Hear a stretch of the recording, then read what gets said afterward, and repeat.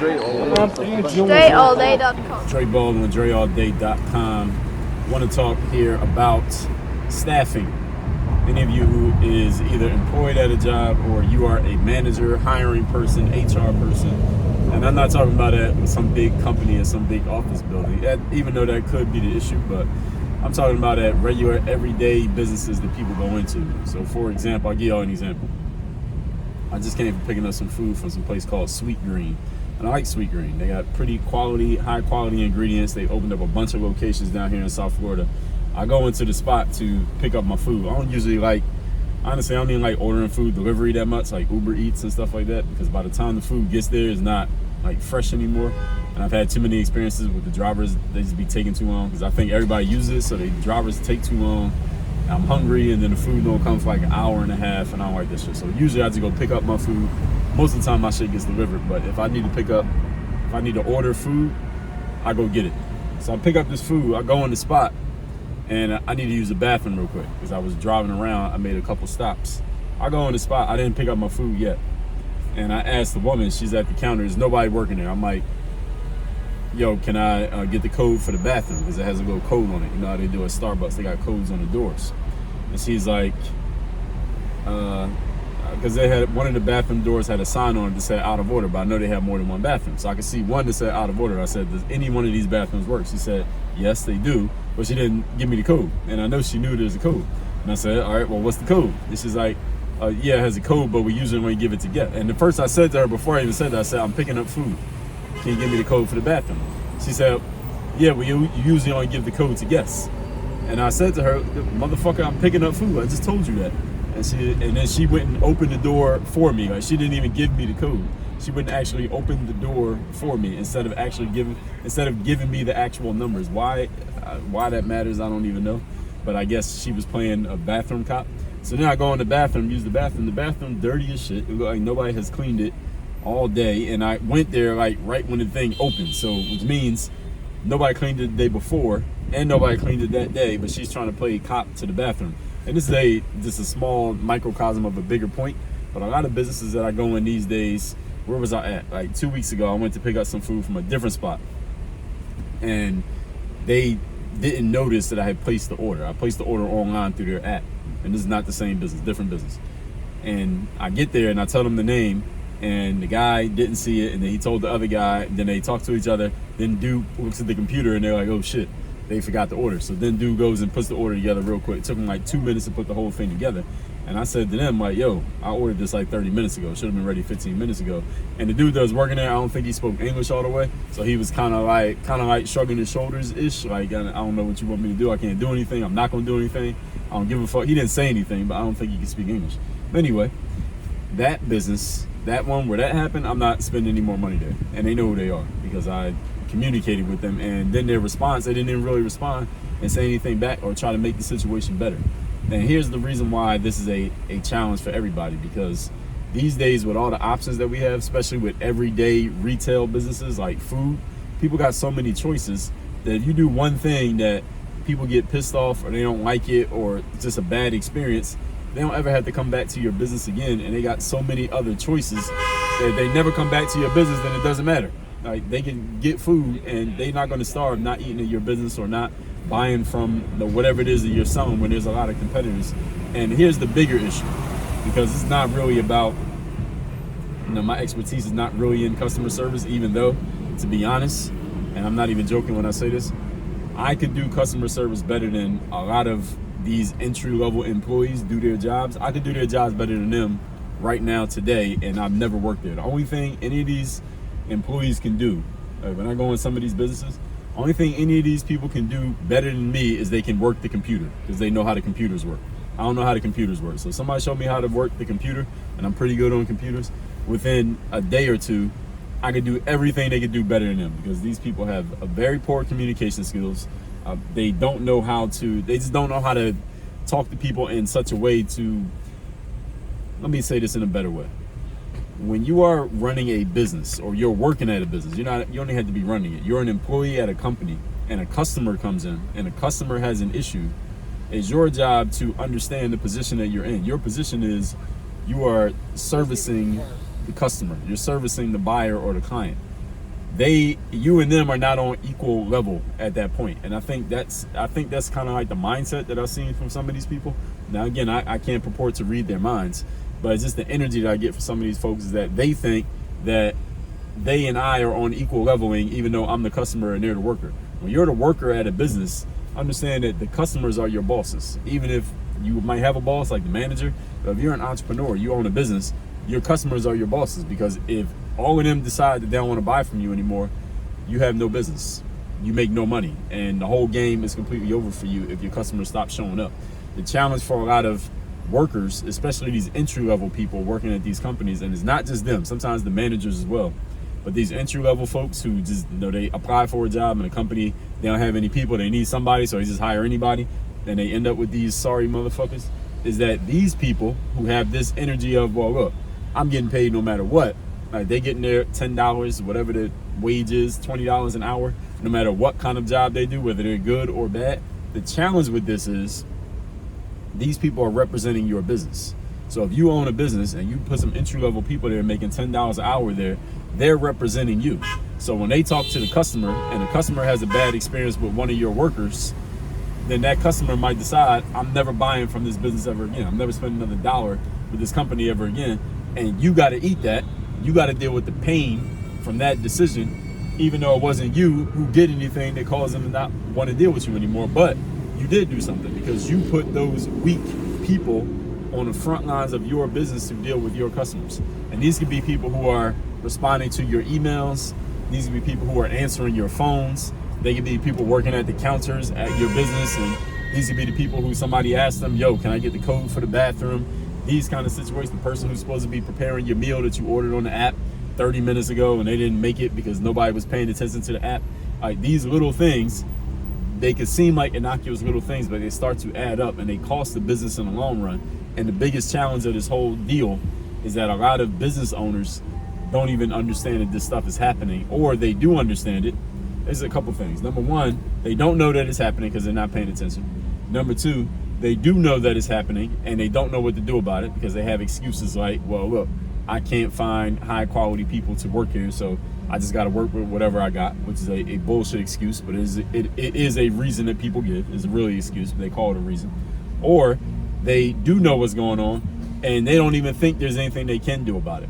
Or they might be of the mentality, well, look, I mean, we got a high quality product, we got good food, like the Sweet Green restaurant that I just picked up food from. I like Sweet Green. I like their food.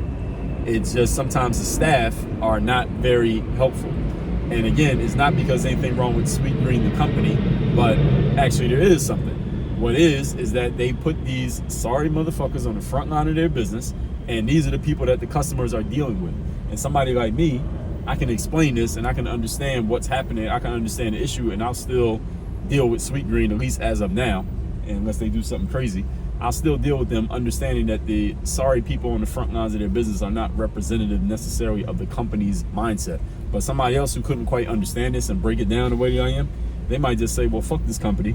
I'm not buying from them ever again. I'm never ordering from them again. I'll go somewhere else. I'll take my $15, my $20, my $50 to a different company where I'm gonna get better customer service, and that's it. That person will never come back to that business. And here's a bigger challenge. This could be I could do a whole series on this shit. The bigger challenge on top of all of that is this. When someone has an issue with something that happens coming to your business, most of the time, you know what they say? They don't say anything. They don't tell you that they had a problem. They don't go to your app or to your customer service line and be like, yo, here's what happened. Can you do something about this situation? They don't say anything. You know what they do? They move on, they take their money, and they spend it somewhere else. And you never even find out that they had a problem in the first place. This is the biggest deal. And this is the thing that everybody, especially those of y'all who are salespeople, need to be paying attention to all of this. Even if it's just you as a salesperson. Even if your salesperson is your website. Somebody has an issue with your website and they don't like something that happened on their website, they might not say anything. They might not tell you that they had a problem. They're not going to write you a long email explaining the situation. They will just never buy from you. And they might never have bought from you yet. So it's not buy from you again, it's never buy from you, period. And now you done lost that customer for life, and you don't even know that you lost that customer. Isn't that a song? You don't even know. You don't even know that you lost that customer because something in your presentation and the way that your business was showing up is costing you a customer, and you're the only person who doesn't know what's going on. And look at this dickhead.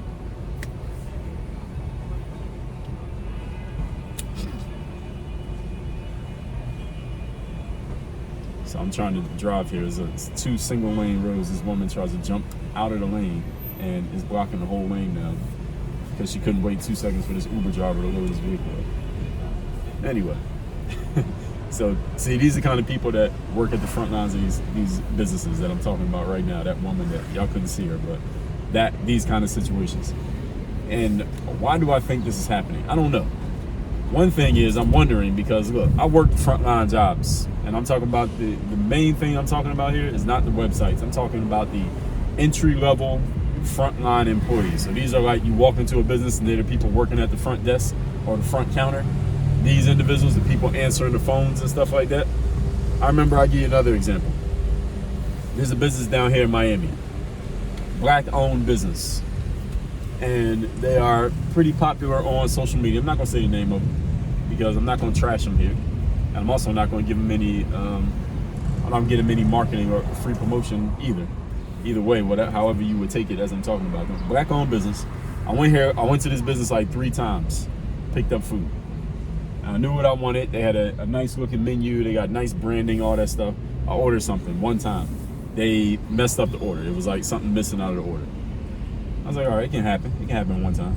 I ordered from them again. They messed up the order again. So the second time I called them, right?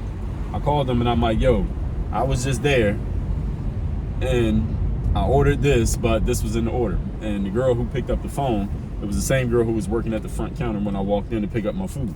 And she was like, oh, well, I'm sorry that we messed up your order. She said it kind of, a little bit of an attitude to it, but it wasn't, she didn't understand. Like, she's a worker. Like, she's a frontline worker. She's probably making $12 an hour. She doesn't own the business.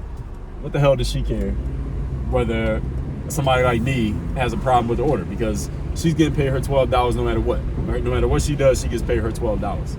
So I just didn't like the way that conversation went. So I hung up with her and I called back and I asked to speak to a manager. Same girl picked up the phone. She handed the phone to the manager. Manager standing right next to her. And I told the manager that I didn't like this chick's energy. And the woman said, no, she was very apologetic. She was more nice about the manager because she got a little bit higher level of accountability and ownership of the situation. And I remember I came in there again, like a week later, and the girl was working there. And when I walked in, she like rolled her eyes because she knew who I was. And I ordered something. I think they got it right the next time, but I haven't been back to that business since. And it's not because there's anything wrong with the food. It's not because I think the owner is anything wrong with him. I don't even know who the owner is. The owner wasn't there. It was because this frontline person who's making $12 an hour made that business look bad to me. And I know exactly why. And because of that, I'm not dealing with that business anymore. I'm not giving them any more of my money, even though I got plenty to spend and I will spend money on food. I'm just not spending it there simply because I don't like the way that staff worker handle things. And the bigger point here, again, is first of all, if you're a staff worker, if you're a frontline entry-level employee, and I've been that person. I worked at CVS. I worked at the movie theaters. I worked at McDonald's. I've done all those kind of jobs. I wonder when I was working there, were we as bad at dealing with people as these folks are? Maybe we were.